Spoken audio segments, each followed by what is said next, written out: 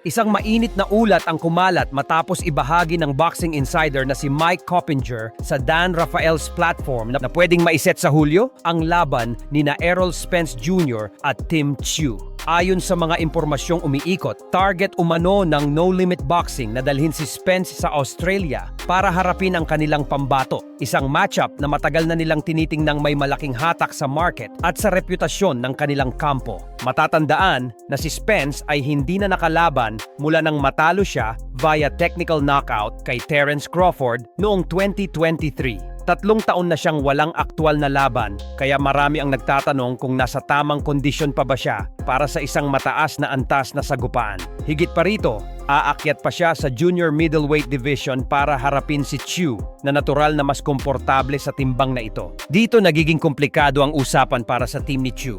Kung sakaling matalo niya si Spence, may mga nagsasabing limitado ang credit na makukuha niya dahil sa mahabang pahinga at pagbabago ng timbang ng kalaban. Ngunit kung siya naman ang madapa, mas mabigat ang epekto nito sa kanyang karera dahil natalo siya sa isang boksingerong matagal nang hindi aktibo. Para sa maraming Australian fans, tila mas logical pa raw na ituon ni Tszyu ang atensyon sa mga kasalukuyang aktibong pangalan sa dibisyon tulad ni na Xander Zayas o Josh Kelly. O kaya ibalikan ang hindi natapos na kwento laban kay Bakram Murtazaliev. May ilan ding nagsasabi na kung manalo si Keith Thurman laban kay Sebastian Fundora, iyon ang mas may saysay na laban para kay Tszyu dahil dati na silang muntik magtagpo. Sa madaling salita, magkaiba ang opinyon ng fans kung may tunay na benepisyo ba ang Tszyu-Spence matchup para sa Australian star o mas si Spence lamang ang may higit na pakinabang dito kung sakaling magwagi siya sa dayuhang lupa. Sa kabilang kwento naman, nagsalita ang bagong kampeon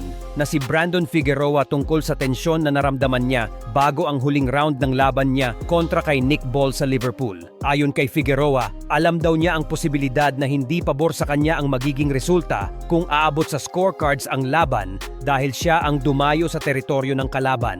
Maging ang kanyang trainer umano ay nagbigay ng malinaw na paalala bago magsimula ang ika-12 round. Huwag hayaang umabot sa desisyon ang laban. At iyon nga ang nangyari. Wala pang ilang segundo sa huling round ay napatumba niya si Ball at tuluyang tinapos ang laban via knockout. Ngunit kung titingnan ng opisyal na scorecards, makikita na kahit umabot sa desisyon ang sagupaan at makuha ni Ball ang huling round, si Figueroa pa rin ang may lamang para manalo sa split decision. Iisa lamang na hurado ang nagbigay ng malaking agwat pabor kay Ball na taliwas sa nakita ng dalawang iba pa.